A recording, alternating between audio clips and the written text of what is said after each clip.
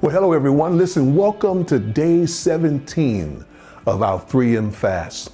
Today I want to continue our devotional on the fruit of gentleness as recorded in Galatians chapter 5, verses 22 and 23.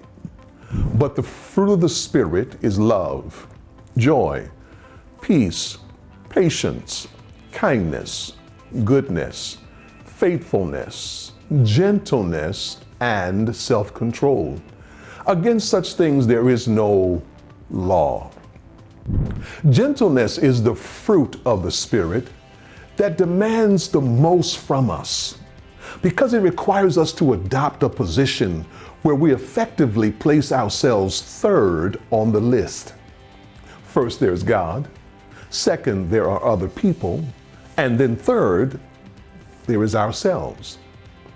If we are honest, we'll have to admit and acknowledge that this really might make us feel very uncomfortable.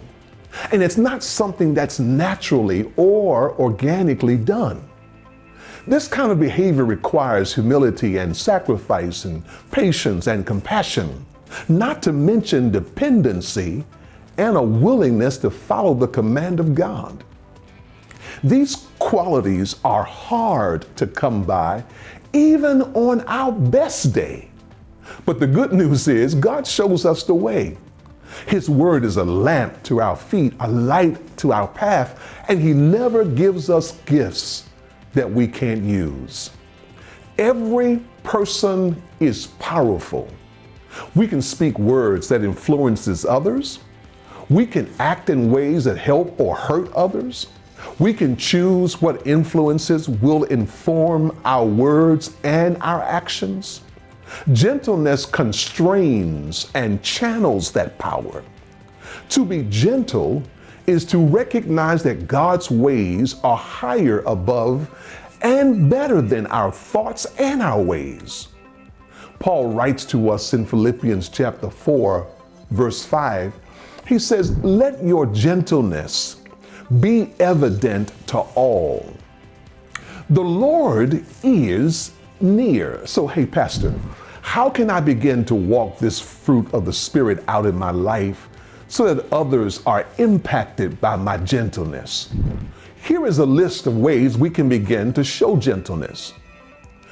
Gentleness put others before yourself and doesn't act like it minds doing so. Gentleness doesn't hate or throw shade at those who are doing things that in our view may be perceived as wrong. Others may look, dress, worship, vote, or act differently than you, but you don't have to hate on them because of that difference. Gentleness remembers that we are all sinners. Romans 3:23 says, "For all have sinned and fallen short of the glory of God." We all are trying to find our way through this ungentle world. Gentleness extends grace. Grace is undeserved favor. Not only does gentleness extend favor, but it also extends love and kindness to even the most difficult to like people. Gentleness is a soft answer, even when the words might hurt the receiver. Galatians chapter 6, verse 1 says, "Brothers, if anyone is caught in any transgression, you who are spiritual should restore him in a spirit of gentleness. Keep watch on yourself, lest you too be tempted." When we receive a difficult message in a gentle way, we are much better able to receive it for the truth it is. Proverbs 15:1 tells us, "A soft answer turns away wrath, but a harsh word stirs up anger." Gentleness points others who are searching for answers toward the loving arms of Jesus. God accepts us the way that we are, but remember, He prunes the branches in our lives that aren't growing well so that the ones that will advance His kingdom can really flourish. Now, let me just ask you, I got to ask you, do people describe you as gentle, or do they describe you as critical or brash? Do you gently encourage people to sin no more, or do you self-righteously cast the first stone? That's my time.